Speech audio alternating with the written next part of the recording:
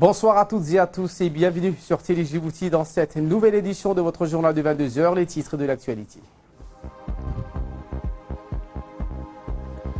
Le président de la République et chef du gouvernement, Ismaël Omar Guelleh, a présidé ce matin la 23e séance du Conseil des ministres.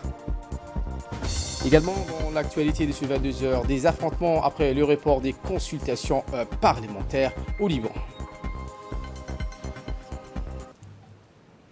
Voilà pour les titres, merci si vous nous rejoignez sur Télé Djibouti. Sous la présidence du chef de l'État Ismaël Omar Guelleh, chef du gouvernement, s'est tenue ce matin la 23e séance du Conseil des ministres où 10 questions ont été examinées et approuvées. Écoutons le compte rendu du chef de la diplomatie djiboutienne et porte-parole du gouvernement sur les 5 premières questions. Mahmoud Ali Youssouf. Bismillahirrahmanirrahim. Sous la présidence du chef de l'État, son Excellence M. Ismaël Omar Guelleh, s'est tenue la 23e séance du Conseil des ministres en ce mardi 17 décembre 2019.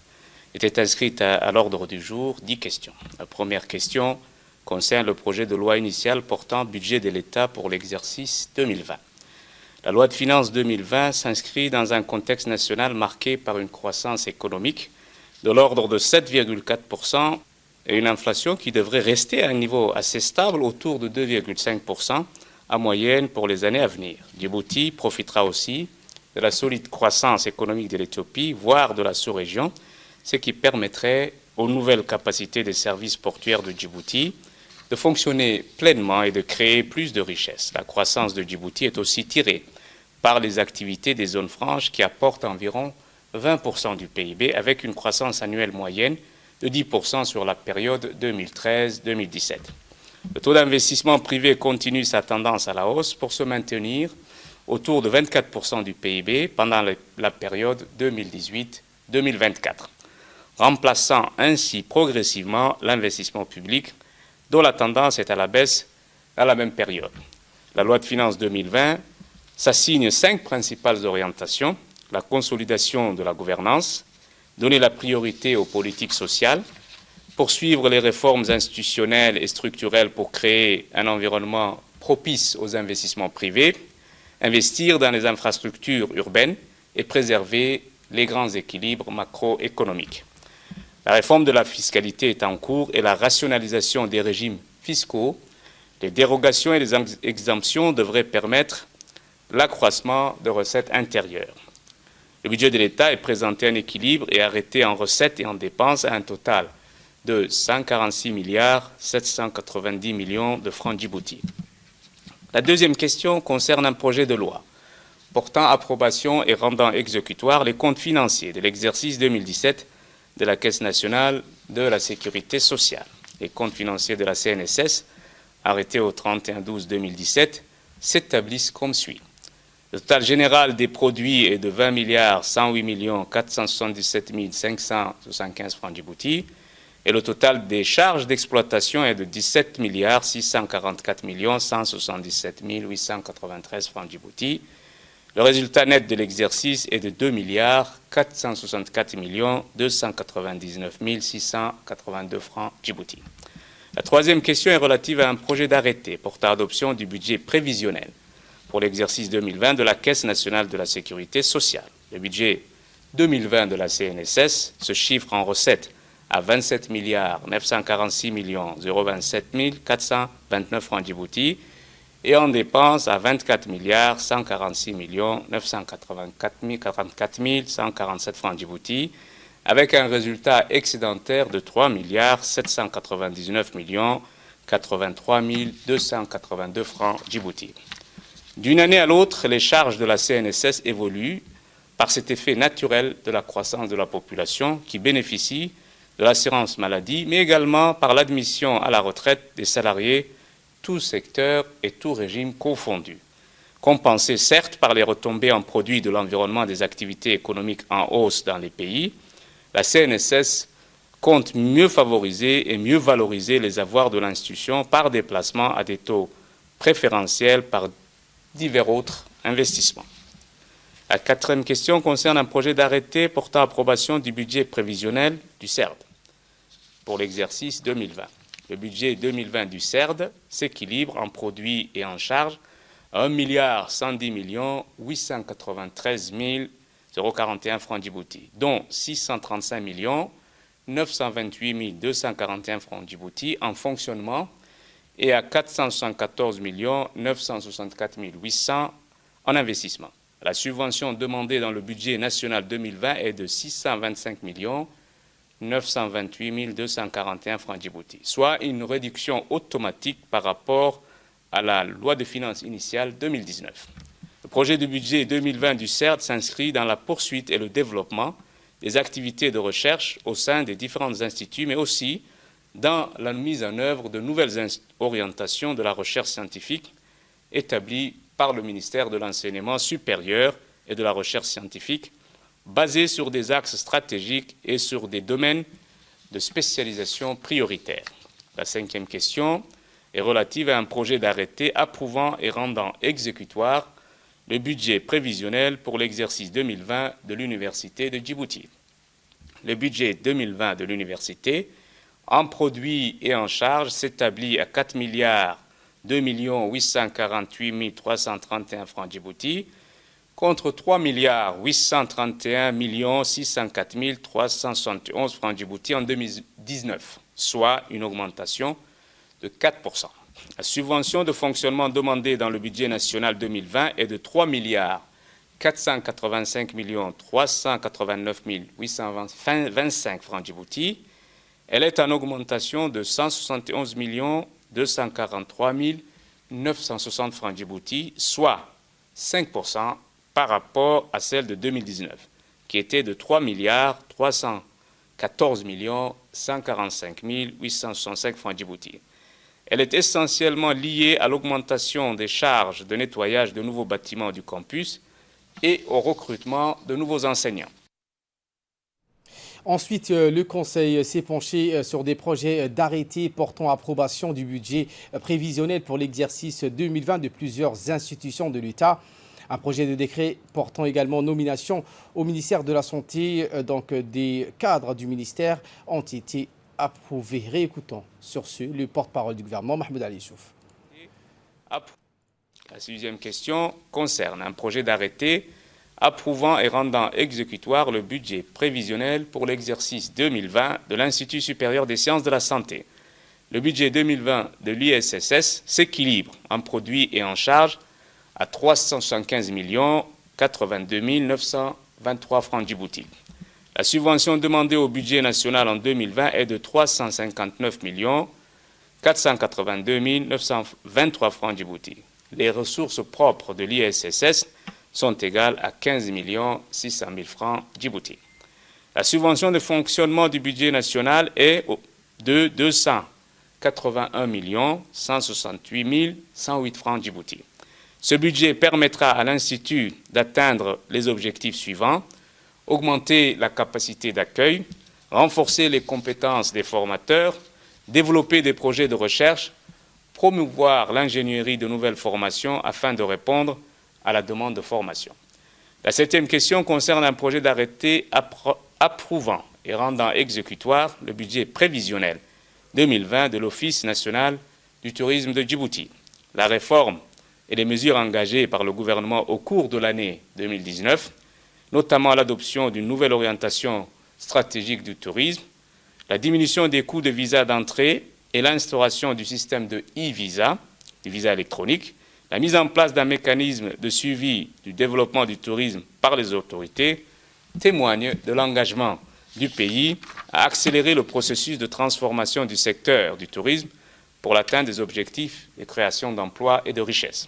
L'Office national du tourisme de Djibouti poursuivra au cours de l'année 2020 ses activités pour le développement du secteur avec comme objectif principal la concrétisation des projets d'investissement prioritaires sur les sites touristiques. Ainsi, le budget de l'année 2020 s'établit dans le total de ses charges à 200 44 192 francs Djibouti et dans le total de ses produits à 220 572 133 francs Djibouti. Les recettes et les dépenses budgétisées enregistrent des hausses respectives de 18% et de 7% par rapport au budget de l'année 2019.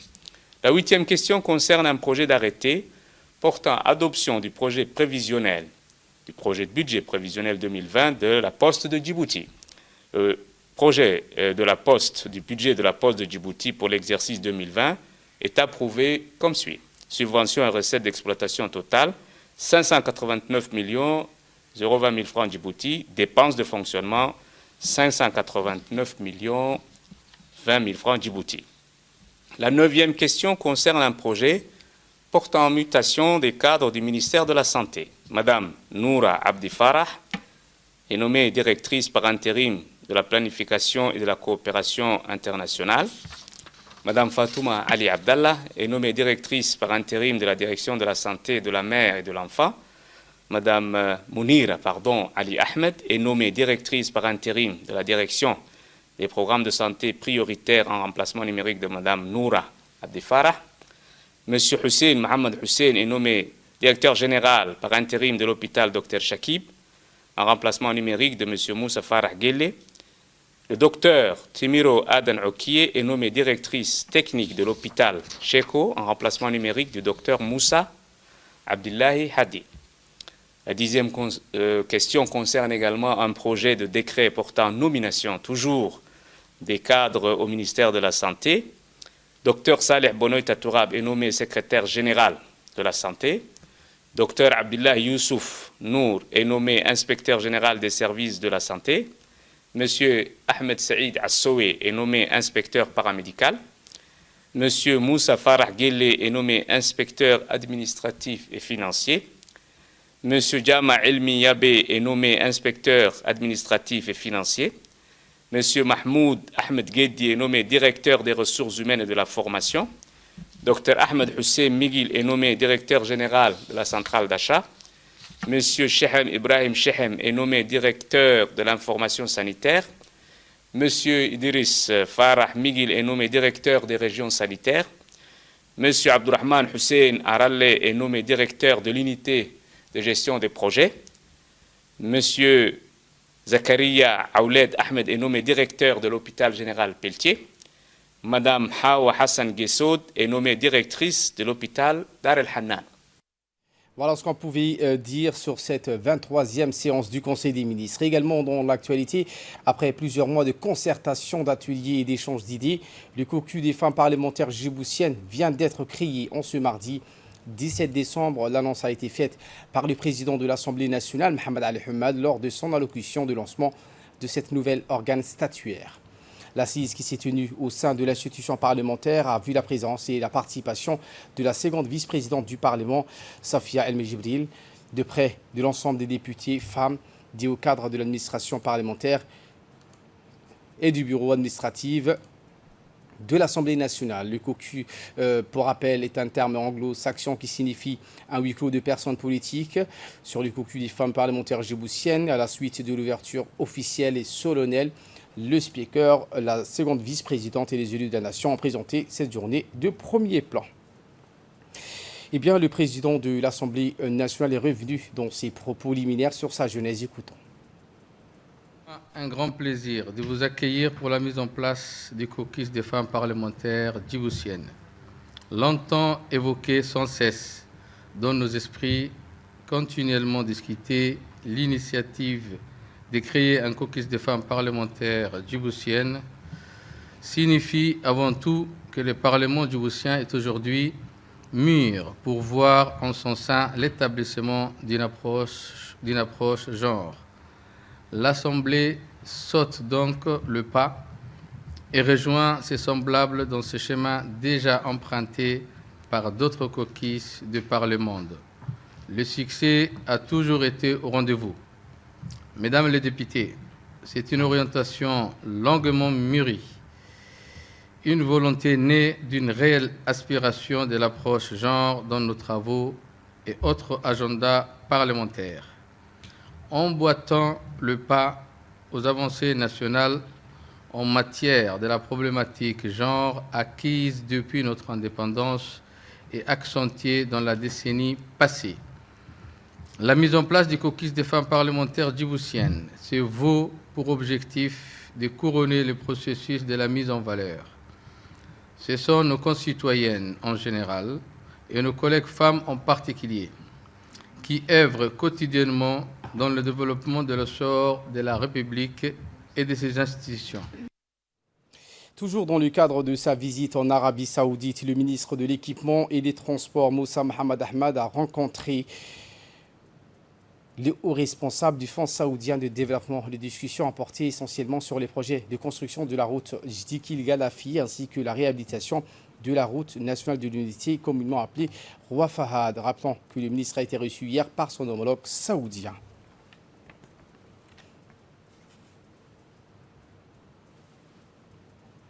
Le général du corps d'armée, Zakaria Cheikh Ibrahim, chef d'état-major général des armées, a reçu ce matin dans son bureau à l'état-major général des armées le nouvel ambassadeur extraordinaire et plénipotentiaire de la Fédération de Russie auprès de la République de Djibouti, Mikhail Golanov. Dans son déplacement, le diplomate russe a été accompagné par son assistant politique, Alexander. Le chef d'état-major général des armées a ouvert la séance en souhaitant une fois de plus la bienvenue à l'ambassadeur de la Fédération de Russie à Djibouti. Par la même occasion, le SEMGA a profité pour remercier le diplomate d'avoir accepté la tenue de cette réunion. De son côté, Mikhail Golanov, nouvel ambassadeur extraordinaire et plénipotentiaire de la Fédération de Russie auprès de Djibouti, s'est dit honoré de l'accueil chaleureux réservé à son égard. Ce lundi 16 décembre, hier, donc l'ambassade de la République arabe d'Égypte à Djibouti, à sa tête, l'ambassadeur Mustafa Mohamed Orfi a procédé à l'aéroport international de Djibouti à la remise d'un don de 8 tonnes de médicaments offerts par le gouvernement frère et ami égyptien. Eh bien, dans un mot prononcé à cette occasion, le secrétaire exécutif à la gestion des risques et des catastrophes a rappelé que ce don de médicaments offert par la République arabe d'Égypte à notre pays s'inscrit dans le cadre du renforcement des systèmes de santé en général et des soins des personnes sinistrées par les dernières intempéries. Le gaspillage d'eau, un problème de santé publique. En effet, l'Office national des eaux et de l'assainissement de Djibouti a sillonné plusieurs quartiers de la commune de Balbala où des eaux stagnent sans cesse dans les rues et ruelles. Ce gaspillage est dû aux eaux inhérentes provenant des maisons riveraines des routes. Des responsables de l'ONEAD, en l'occurrence Zakaria Adar, et le sous-préfet du 5e arrondissement ont donc sillonné 6 quartiers. Ces maisons s'approvisionnent en eau dans des réservoirs ou parfois dans des conduites d'eau non branchées au réseau de l'ONEAD. À ce sujet, l'Office national de l'eau et de l'assainissement de Djibouti appelle ces personnes à cesser ces activités illicites de branchement clandestin et de régulariser donc leur cas. Écoutons pour plus d'explications Zakaria Ziad Adar. Nous sommes venus ici aujourd'hui à propos du gaspillage d'eau. Donc le réservoir dont vous voyez maintenant, c'est des réservoirs qui a été posé par une ONG ACF. Et depuis l'ONG ACF, il y avait la population qui maintenait après pour se ravitailler. Donc, et aujourd'hui, ils se sont ravitaillés, toujours ils se ravitaillent comme avant. Et il y a l'eau potable de l'ONEAD qui arrive dans ce réservoir. Avant, ils se ravitaillaient par des camions citernes. Et aujourd'hui, nous voyons qu'il y a des gaspillages d'eau. Comme vous voyez, il y a de l'eau qui coule dans le robinet sans limite. Et bon, je vois que le réservoir aussi n'ont pas de compteur. Donc je pourrais dire que c'est vraiment décevant. On va responsabiliser personne ici pour ce réservoir, qui va être le responsable de ce réservoir. Et on va poser un compteur pour qu'on lutte contre le gaspillage. En bref, et en image avec cette visite de l'ambassadeur de la Turquie à Djibouti, M. Salim, en visite de travail auprès du colonel Waïs Omar Bogouré, commandant de la garde-côte djiboutienne. L'ambassadeur a été accueilli dans l'enceinte de la direction générale de la garde-côte, accompagné de son attaché militaire, le colonel Ilham Gogoulan. Le colonel Waïs Omar Bogouré a d'emblée souhaité donc la bienvenue à Salim Levent Saïnkawa, ambassadeur de la Turquie en Djibouti, avant de lui faire une brève présentation des différentes missions maritimes et les infrastructures de la garde-côte djiboutienne. Et voilà qui nous ramène de parler de cette mission conduite par le conseiller du ministre Hassan Roblio et composée du directeur régional de l'éducation Galad Mohamed et du chef de service des enfants à besoins spéciaux Idriss Moumine qui ont sillonné les régions de l'intérieur pour sensibiliser les autorités locales et les responsables communautaires sur la situation des enfants à besoins spéciaux. La tournée a eu une importante réunion avec chacune des communautés éducatives, des parents d'élèves et de la société civile en présence du préfet, des présidents de région. À chacune des actes, le chef de mission a tenu à rappeler l'ambition du MENFOP qui est déterminé à scolariser dans les meilleures conditions l'ensemble des enfants, quelles que soient leurs conditions physiques ou leur lieu de résidence. Le chef de service des enfants à besoins spéciaux a rappelé pour sa part l'obligation pour chaque parent d'inscrire leurs enfants qui souffrent d'handicap ou pas à l'école car le système scolaire ne discrimine aucunement ces enfants qui présentent des besoins spéciaux. Il a d'ailleurs souligné que les enfants à besoins spéciaux suivent normalement leur scolarité. Et de là, nous passons en nouvelles du monde. Je vous le disais en titre, au Liban, les manifestations continuent donc à croître. Eh bien, un nouveau report des consultations parlementaires permettant d'avancer vers la formation d'un gouvernement au Liban ont provoqué une nouvelle soirée d'affrontement entre les forces de l'ordre et des manifestants après les dizaines de blessés ce week-end. Le Liban vit depuis 2 mois au rythme d'un mouvement de contestation inédit contre l'ensemble de la classe dirigeante accusée de corruption et d'incompétence. Mais les tractations entre les partis au pouvoir traînent depuis aux grandes dames des protestataires et alors la situation socio-économique se dégrade dans ce pays déjà lourdement endetté et dont environ le tiers de la population vit sous le seuil de la pauvreté. Voilà pour l'essentiel de ce 22h. Merci à vous de nous avoir suivis et très bon suivi des programmes sur Télé Djibouti.